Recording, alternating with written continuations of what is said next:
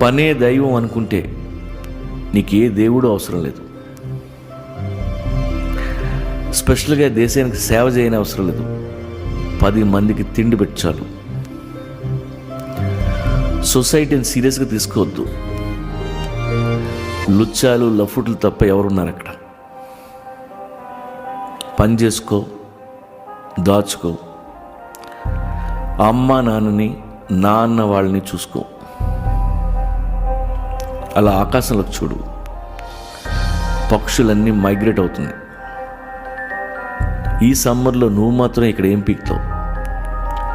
వాటిలాగే నువ్వు ట్రావెల్ చేయి, అలా తిరిగిరా. బోల్డ్ ఎంత ప్రపంచం ఉంది, ఎన్నో చూడొచ్చు, ఎందరినో కలవచ్చు. అనుక్షణం బతికితే చాలు, అదే జీవితం. ప్రేమించటం